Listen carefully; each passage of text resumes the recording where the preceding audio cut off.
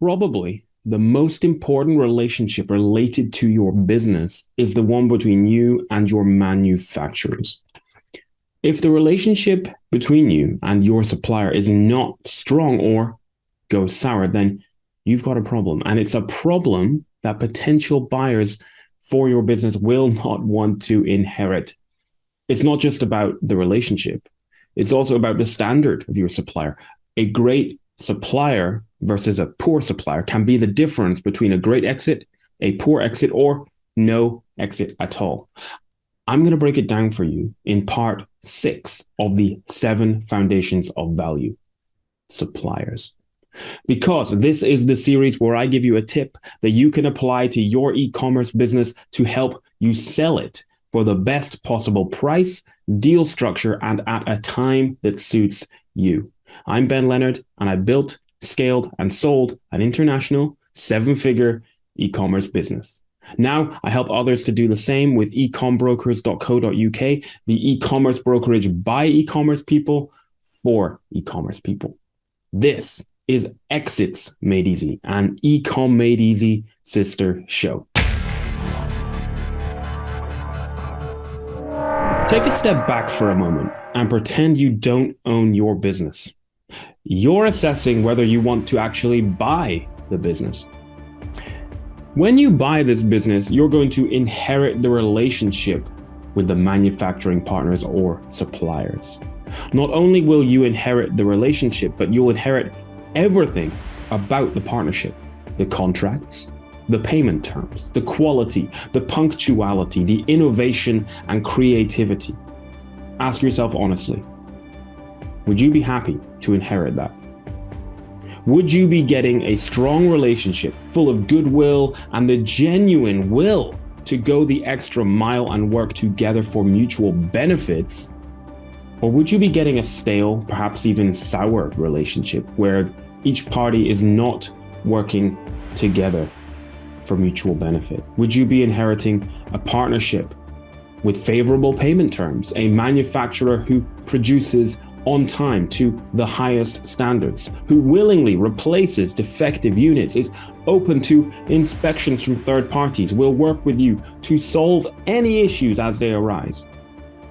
Or would you be getting a poor payment term, late deliveries, lots of faulty units, an unhelpful supplier who won't resolve issues?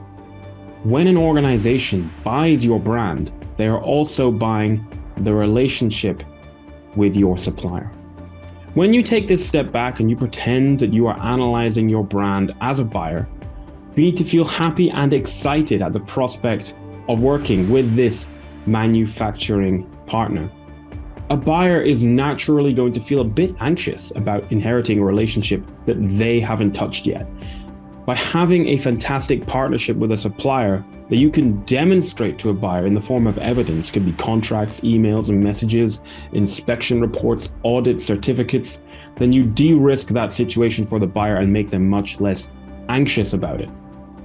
If you do have a fantastic relationship and a favorable partnership, then manufacturer connections, costs, terms need to be transferred to the new owner, since that contributes to the bottom line, right? The great partnership actually makes your business more profitable. So do everything you can to inspire confidence in buyers so that this anxiety becomes obsolete. A great way to do that, and I've mentioned this in previous episodes, is with record keeping. You need to have copies of documentation related to your suppliers. For example, audit reports like ISO 9001, 14001, reports to back up any credential claims, could be related to the environment or social credentials, child labor, that type of thing. Third-party inspection reports are always useful to have. Safety reports and certifications at a product level and a company level. Maybe CE certificates for the European Union, UKCA for the UK, and there's equivalents in the US as well. And maybe you've got specific requirements for your niche. Could be if you're selling PPE or toys, for example.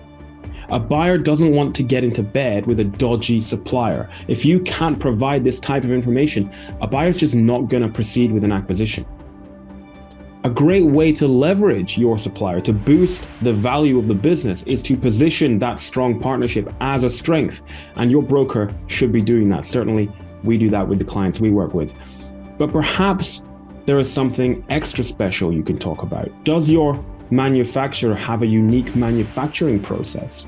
Do you have an exclusivity deal, which means no one else can use that process? That certainly adds an interesting angle for a buyer and certainly de-risks the acquisition.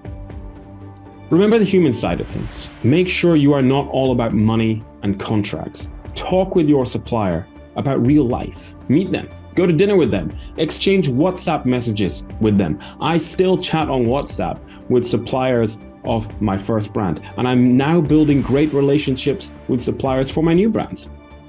A great tip actually is to import important holidays for your manufacturer's country into your calendar, and then ahead of time wish them a happy holiday. So for instance, could be that you notice on your calendar that coming up is the Dragon Boat Festival in China. Ahead of time, message your supplier, tell them to have a great time. It will blow their mind. I have suppliers in Pakistan and I wish them happy holidays for specific events in Pakistan and in the Islamic calendar ahead of time. And they are delighted that I've paid that level of attention to their lives and that I show that I'm actually interested in them as people. Think about these types of things as you prepare for the exit down the road. How can you strengthen your business this way? How can you apply this to your brand and your niche? The key, of course, is always work with experts. I hope that was helpful. Please subscribe, and you can get more at www.ecombrokers.co.uk, where we plan and execute the best possible exit for your e-commerce business. Cheers.